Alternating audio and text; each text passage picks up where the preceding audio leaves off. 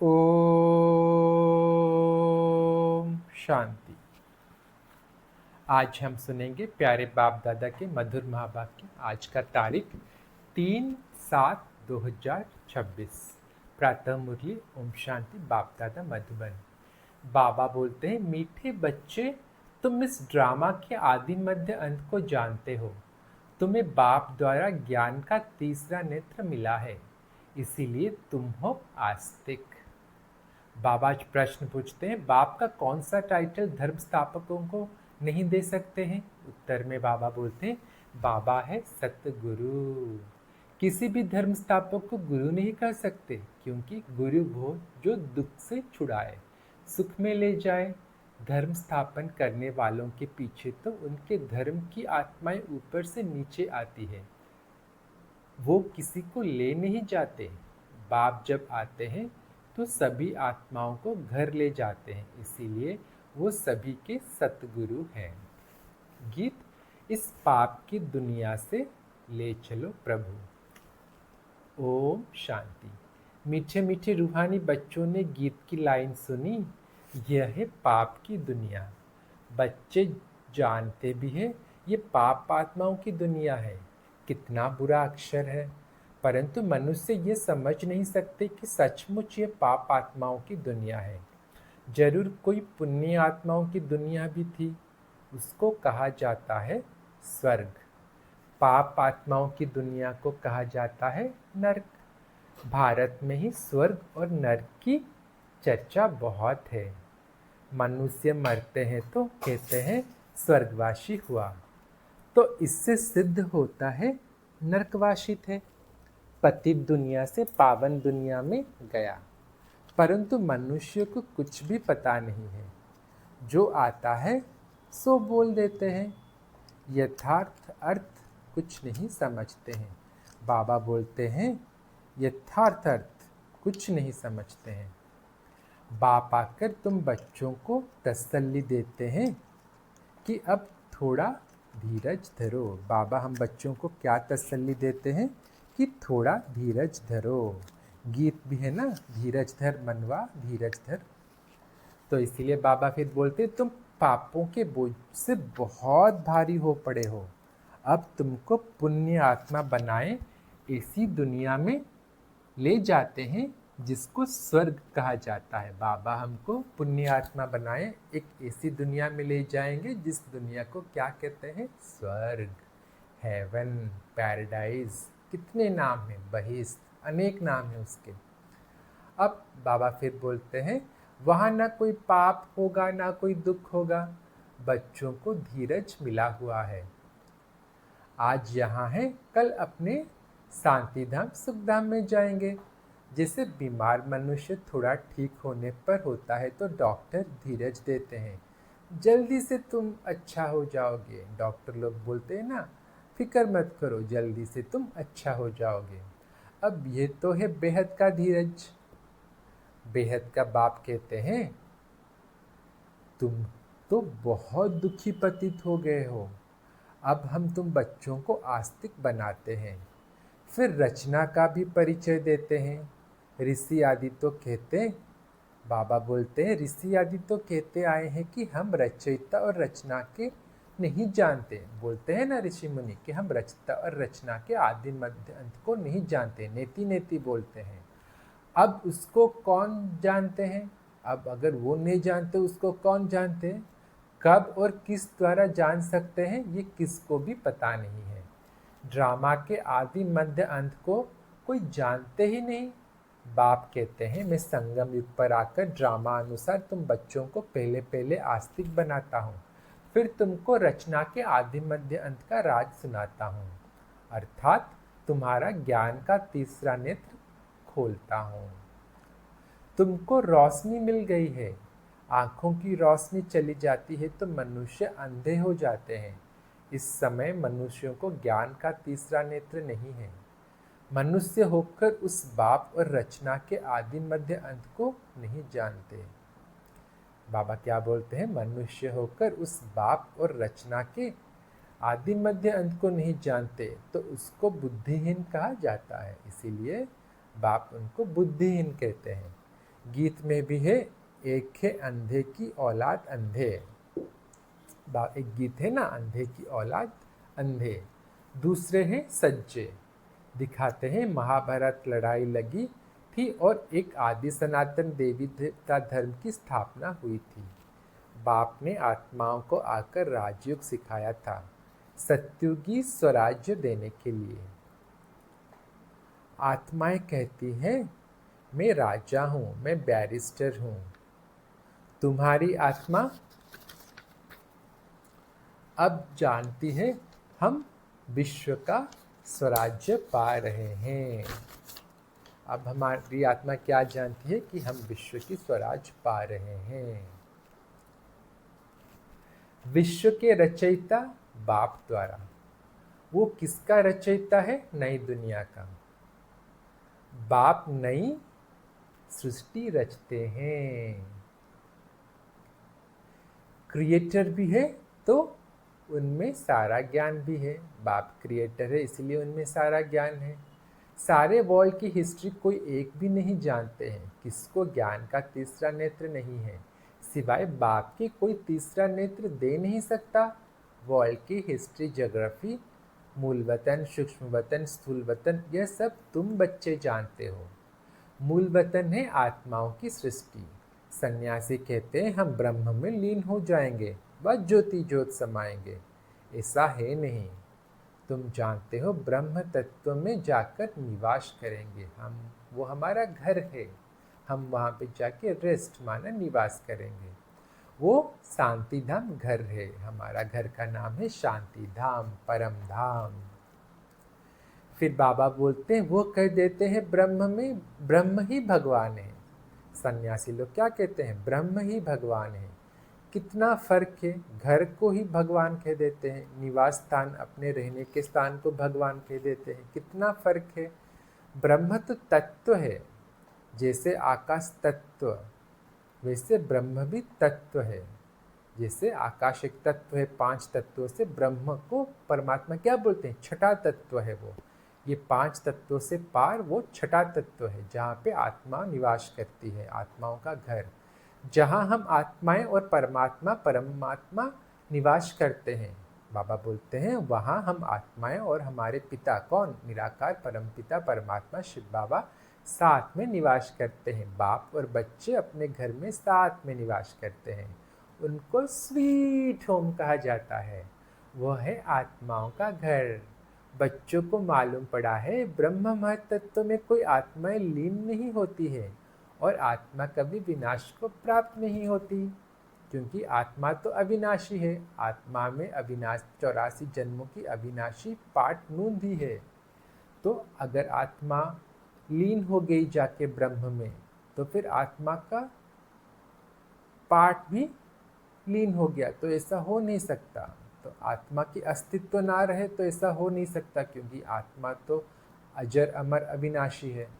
तो ये कहना कि आत्मा जाके ब्रह्म में लीन हो जाएगी, ये रॉन्ग है। इसीलिए बाबा इसीलिए बोलते हैं वो आत्माओं का घर है। बच्चों को मालूम पड़ा है ब्रह्म महतत्व में कोई आत्माएं लीन नहीं होती और आत्मा कभी विनाश को प्राप्त नहीं होती। आत्मा अविनाशी है। ये ड्रामा भी बना बनाया अविनाशी है। इस ड्रामा के कितने एक्टर्स हैं? बाबा बोलते इस ड्रामा के कितने एक्टर्स हैं? अभी देखो हमारा आबादी कितनी तक पहुंच गई? 850 करोड़। अभी है संगम युग, जबकि सभी एक्टर्स हाजिर है। नाटक पूरा होता है तो सब एक्टर्स, क्रिएटर आदि सब आकर हाजिर होते हैं। जैसे हद की नाटक में कैसे ड्रामा के एंड को सारे एक्टर, डायरेक्टर सब एक साथ स्टेज पे आते हैं, तो अभी भी वही समय चल रहा है, जबकि सारे एक्टर्स मानी आत्माएं अपने घर परमधाम से यहाँ पार्ट बजाने के लिए आ चुकी है। और जो क्रिएटर और डायरेक्टर कौन? निराकार परमपिता परमात्मा शिव बाबा, वो भी आ चुके हैं इस धरा पर, इस सृष्टि रंगमंच पर। फिर बाबा बोलते हैं उन हद के नाटकों में चेंज हो सकती है, ड्रामा पुराना हो जाता है। ये तो बेहद का ड्रामा अनादि अविनाशी है। हमारा ये ड्रामा अनादि और अविनाशी है, जो हर 5000 वर्ष में रिपीट होता है। बाप त्रिकालदर्शी त्रिनेत्री बनाते हैं। जब बाप आते हैं, हम बाप आकर हमको ज्ञान का तीसरा नेत्र देते हैं, उससे हम त्रिकालदर्शी त्रिनेत्री त्रिलोकीनाथ बन जाते हैं। देवताएं कोई त्रिकालदर्शी नहीं होते हैं, ना शूद्र वर्ण वाले त्रिकालदर्शी होते हैं। त्रिकालदर्शी तो सिर्फ तुम ब्राह्मण वर्ण वाले हो। जब तक ब्राह्मण न बने तब तक तीसरा नेत्र ज्ञान का मिल न सके। तुम झाड़ के आदि मध्य अंत को, सभी धर्मों को भी जानते हो। तुम भी मास्टर नॉलेजफुल हो जाते हो। बाप बच्चों को आप समान बनाएंगे ना, बाप जैसा बच्चों को भी वैसा ही बनाएंगे। ज्ञान का सागर तो एक ही बाप है। देखो बाबा की महिमा, बाबा है ज्ञान का सागर, जो सभी आत्माओं का बाप है। सभी बच्चों को आस्तिक बनाए त्रिकालदर्शी बनाते हैं। अब तुम बच्चों को सबको यह कहना है कि शिव बाबा आया हुआ है, उनको याद करो। देखो हमने भक्ति में कितना याद किया शिव बाबा को, भगवान को कितना याद किया। अब वो सच में आया हुआ है, तो कितना याद करना चाहिए, कितना बलिहार जाना चाहिए, कितना वारी जाना चाहिए। पूछो अपने आप से। जो आस्तिक बनते हैं वो बाप को अच्छी रीति प्यार करते हैं। तुम्हारे ऊपर बाप का भी प्यार है। तुमको स्वर्ग का वर्षा मिलता है। क्या देते हैं बाबा के? हमको स्वर्ग का वर्षा देते हैं। गाया हुआ है कि विनाश काले विपरीत बुद्धि विनशंति और विनाश काले प्रीत बुद्धि विजयंती। जो बाप के ऊपर विश्वास रखते हैं उनका विजय निश्चिंत है, और जो बाप पे संशय रखते हैं या बाप के मत से विपरीत होते हैं, उनका विनाश होता है, उनका विनिशंति होता है। गीता में कोई कोई अक्षर अच्छे हैं। श्रीमद् भगवत गीता है सर्वोत्तम शास्त्र। बाबा ने बोला भगवत गीता, श्रीमद् भगवत गीता है सर्वोत्तम शास्त्र, आदि सनातन देवी देवता धर्म का शास्त्र। क्योंकि गीता से ही आदि सनातन देवी देवता धर्म की स्थापना हुई थी। तो जब बाप आते हैं गीता का भगवान, वही आके गीता ज्ञान देके आदि देवी देवता धर्म का स्थापना करते हैं। फिर बाबा बोलते हैं यह भी समझाया है, मुख्य धर्म शास्त्र है 4, और जो धर्म वाले हैं वो आते ही हैं सिर्फ अपने धर्म की स्थापना करने। कौन है वो 4? एक तो है नंबर 1 श्रीमद् भगवत गीता, जो भगवान की सुनाई है। कौन? निराकार परमपिता परमात्मा शिव बाबा। फिर द्वापर से और 3 शास्त्र लिखे जाते हैं। पहले तो इस्लामियों के द्वारा कुरान, फिर बुद्ध द्वारा धम्मपद, और फिर क्राइस्ट द्वारा बाइबल। उनको गुरु नहीं कह सकते। बाबा बोलते हैं उनको गुरु नहीं कह सकते। किनको? वो धर्म स्थापकों को गुरु नहीं कह सकते। वो आते ही सिर्फ अपने धर्म की स्थापना करने, राजा यादव की बात नहीं। बाबा बोलते हैं वो बस आते हैं अपने धर्म की स्थापना करने, राजा आदि की बात नहीं। उनको गुरु भी नहीं कह सकते। गुरु का तो काम ही है वापस ले जाना। देखो जब हम वानप्रस्थ में गुरु मनाते हैं, माना गुरु अपने लिए गुरु निर्धारित करते हैं, तो किस लिए करते हैं? ताकि वो हमको घर का रास्ता बता सके। इसलिए बाबा बोलते हैं वो कोई गुरु नहीं है। गुरु तो सच्चा एक निराकार परमपिता परमात्मा शिव बाबा है। फिर बाबा बोलते हैं गुरु का काम तो है वापस ले जाना। कहाँ? घर। इब्राहिम, बुद्ध, क्राइस्ट आदि तो आते हैं, फिर उनके पिछाड़ी उनकी वंशावली भी आती है। गुरु वो जो दुख से छुड़ाए और सुख में ले जाए। वो तो सिर्फ धर्म स्थापन करने आते हैं। यहाँ तो बहुतों को गुरु कह देते हैं। देखो जब क्राइस्ट आए, इब्राहिम आए, बुद्ध आए, या मोहम्मद आए, या गुरु नानक आए, तो वो आत्माओं के घर, कहाँ? परम धाम से वो जब आए तो उनके पिछाड़ी उनकी धर्म की आत्माएं सृष्टि रंगमंच पे आने लगी। लेकिन जब शिव बाबा आते हैं वो सब बच्चों को अपने साथ घर ले जाते हैं। तो वो गुरु वो प्रॉफिट्स जो हैं वो वो धर्म पिताएं लाते हैं परम धाम से, लेकिन परमपिता परमात्मा शिव बाबा ले जाते हैं वापस घर को। ये है कॉन्ट्रास्ट। फिर बाबा बोलते हैं यहाँ तो बहुतों को गुरु कह देते हैं, ब्रह्मा विष्णु शंकर को भी गुरु नहीं कह सकते, क्योंकि वो तो सूक्ष्म देवताएं हैं। फिर बाबा बोलते एक शिव बाबा ही सर्व का सद्गति दाता है। पुकारते भी है राम को। क्या पुकारते हैं दुख में? हे राम। बाबा इसलिए बोलते हैं पुकारते भी है एक राम को। शिव बाबा को ही राम कहते हैं। तो सच्चा राम कौन है? परम पिता निराकार परम पिता परमात्मा शिव बाबा, ना कि त्रेता वाला राम। सच्चा राम है निराकार परम पिता परमात्मा शिव बाबा। फिर बाबा कहते हैं बहुत भाषाएं हैं तो नाम भी बहुत रखती है। असुल नाम है शिव। तो शिव का मतलब क्या है? शिव माना कल्याणकारी।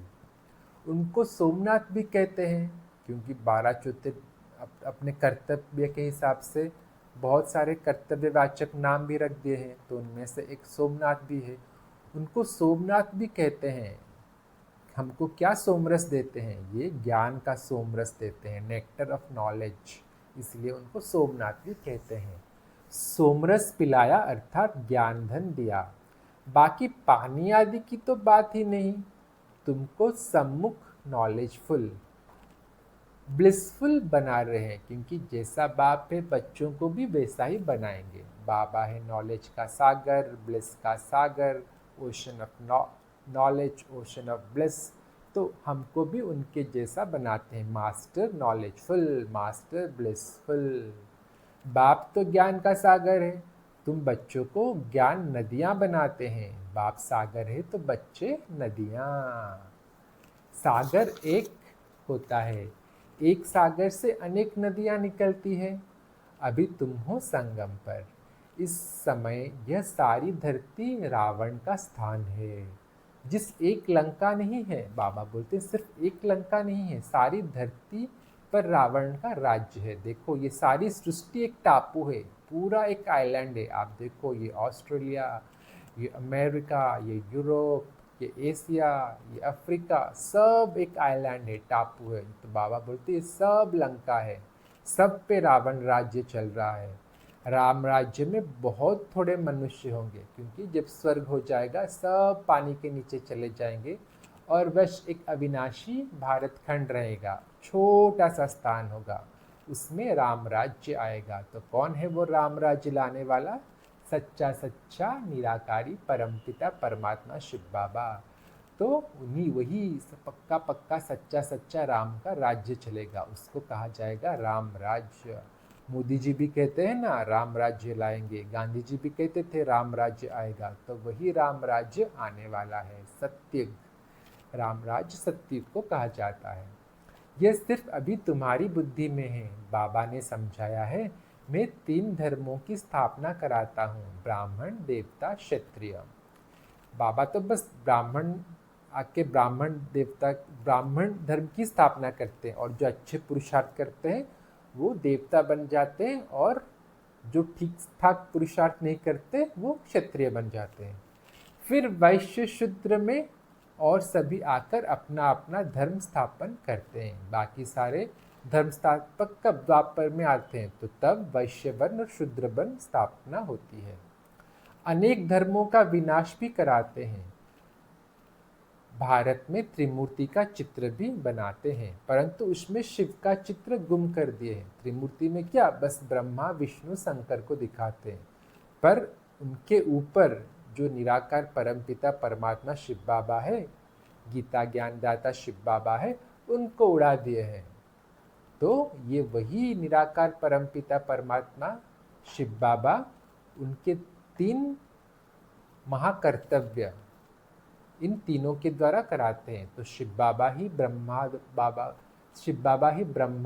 द्वारा स्थापना कराते हैं, विष्णु द्वारा पालना कराते हैं, और शंकर द्वारा विनाश कराते हैं।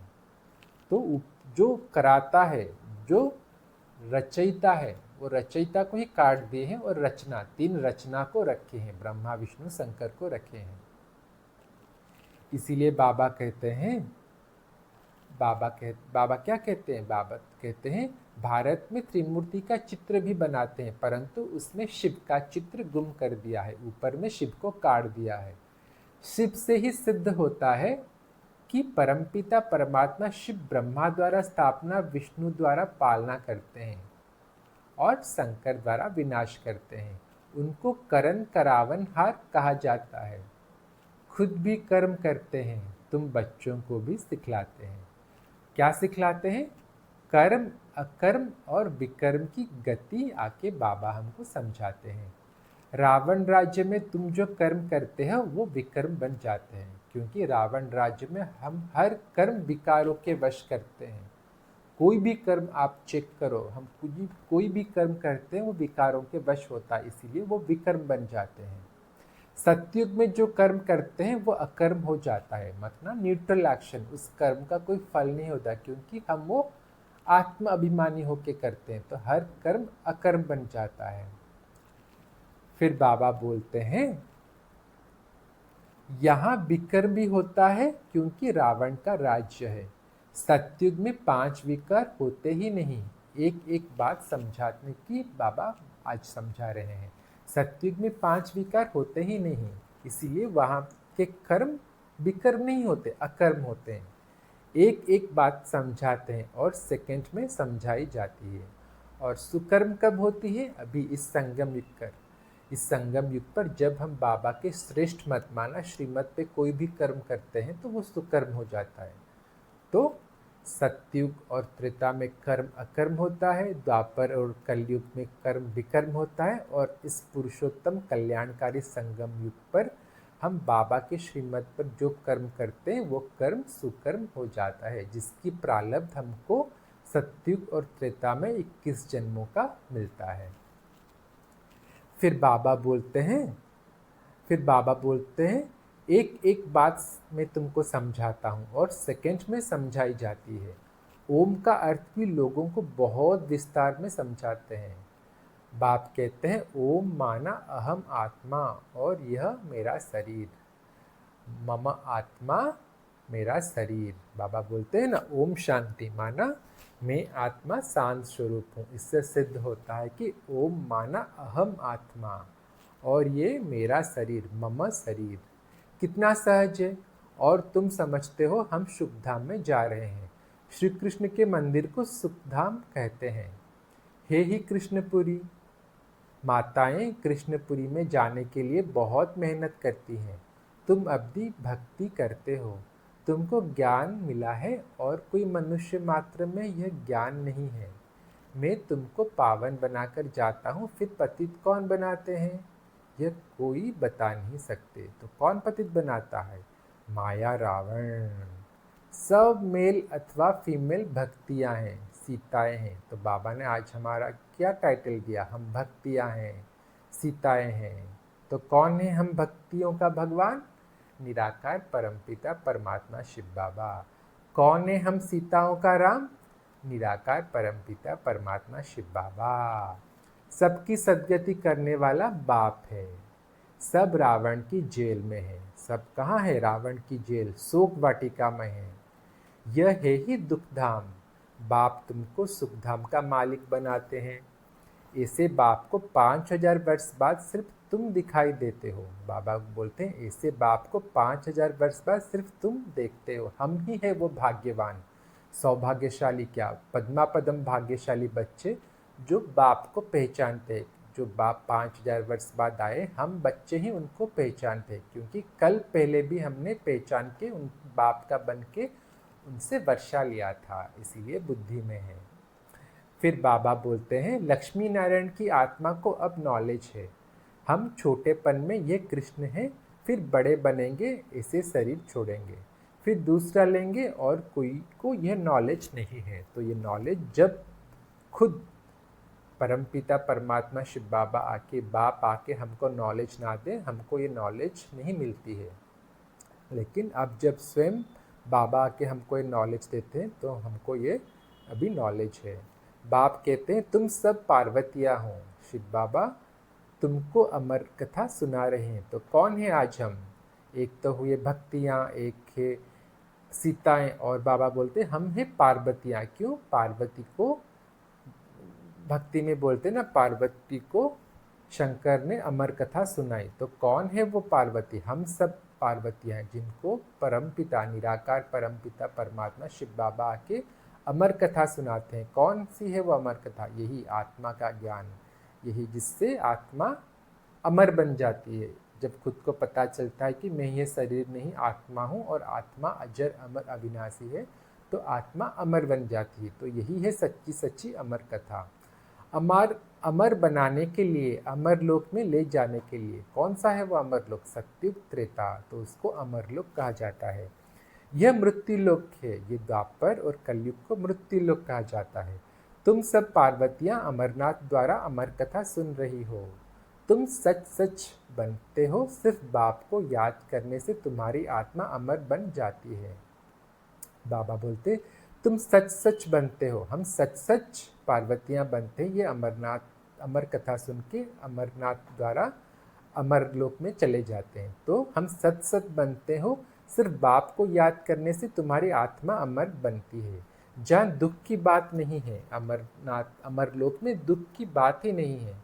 जैसे सर्प एक खाल छोड़ दूसरी लेती है, ये सब मिसाल यहाँ के हैं। तो हम सतयुग में शरीर छोड़ेंगे स्व इच्छा से, तो वहाँ पे दुख की कोई बात नहीं होगी।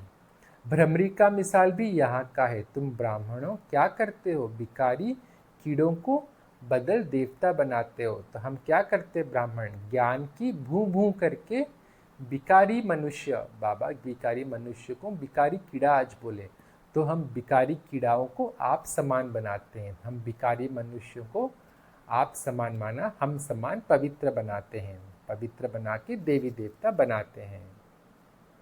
स्वर्ग की परी बन जाएंगे। वो जो कीड़ा है वो कीड़ा अभी परी बन जाएगा। कहाँ का परी? स्वर्ग का परी बन जाएगा।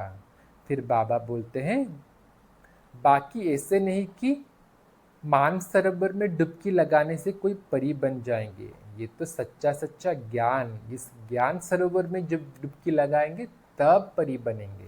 ये सब है झूठ। ये जो मानसरोवर में डुबकी लगाने से परी बन जाते हैं, ये सब है झूठ। तो सच्चा सच्चा मानसरोवर कौन है? ये ज्ञान सरोवर।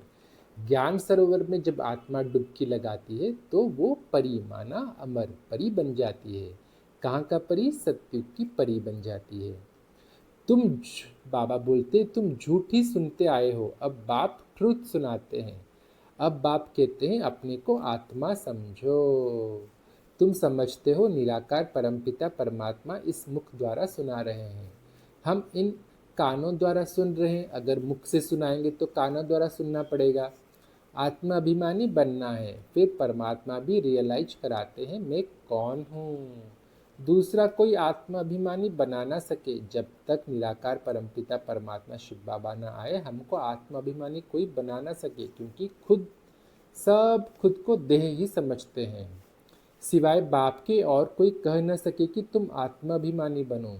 शिव जयंती भी मानते हैं, परंतु उनकी जयंती कैसे है ये नहीं जानते।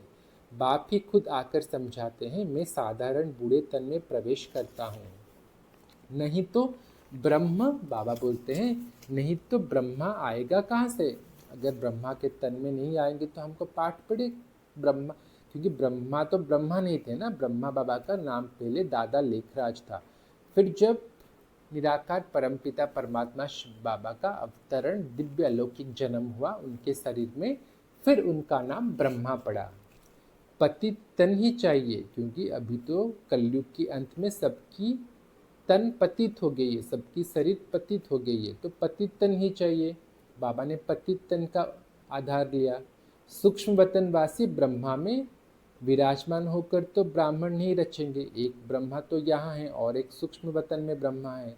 वो सूक्ष्म वतन वाला ब्रह्मा कौन है? यही साकार वतन वाला ब्रह्मा का संपूर्ण स्वरूप, फरिश्ता स्वरूप, अव्यक्त स्वरूप, तो वही है सूक्ष्म वतनवासी ब्रह्मा। तो फिर लेकिन सूक्ष्म वतन में तो बैठ के हमको पढ़ा नहीं सकते, इसीलिए वो साकार वतन वाली ब्रह्मा जो पतित तन में, उसमें बाबा प्रविष्ट होके हमको पढ़ाते हैं। कहते हैं मैं पतित शरीर पतित दुनिया में आता हूँ। बाबा देखो इस पतित शरीर पतित दुनिया में आते हैं। गाया हुआ है ब्रह्मा द्वारा स्थापना। फिर जिसकी स्थापना करते हैं वो ये ज्ञान पाते हैं, वो देवता बन जाते हैं। तो जो ये ज्ञान पाते हैं वो देवता बन जाते हैं। ये पढ़ाई है मनुष्य से देवता बनने की। मनुष्य ब्रह्मा का चित्र देखकर मूंझ जाते हैं, कहते हैं ये तो दादा का चित्र है। त्रिमूर्ति के चित्र में जब ब्रह्मा बाबा को बोलते तुमने ये बूढ़े बाबा को यहाँ क्यों बिठाया है, ये तो दादा है। लेकिन उनको भले थोड़े ही पता है यही है वो प्रजापिता ब्रह्मा, हमारे प्यारे ब्रह्मा बाबा।